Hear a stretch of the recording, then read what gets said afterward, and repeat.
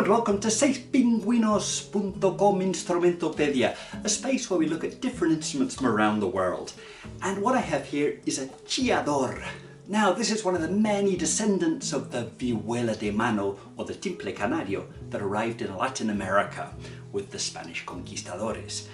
Now, the chillador is similar to a charango. It's the same family, but it's a bit smaller.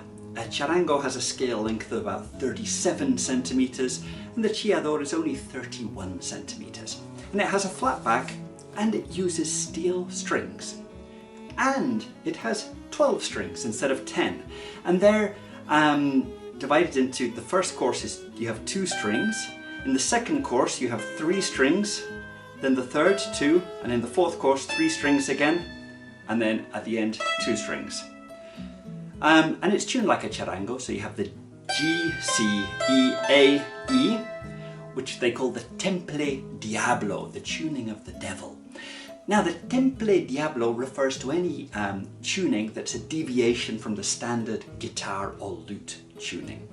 It also alludes to the traditional Aymara dance, the diablada, which is traditional from the Oruro region in Bolivia. Anyway, the chillador, or the screamer, which is what its name means in English, is a very high-sounding instrument. Okay, so it's a sound that you hear very, very clearly in a lot of Andean music. But it's typically used for playing cajela, a folk dance from the Aymara people in the Puno region of Peru. But it's become very much standard in most music because it really does set those high tones in the music. So the chillador, this one in particular, it's quite an old one made by Adrián Mamani from San Pablo, from the Plaza de Armas. And that's the Mamani family, is a huge family of instrument makers in Bolivia. And anyway, this is what the chillador sounds like. It's generally used with a pick, and it's generally used for strumming, not for playing tunes.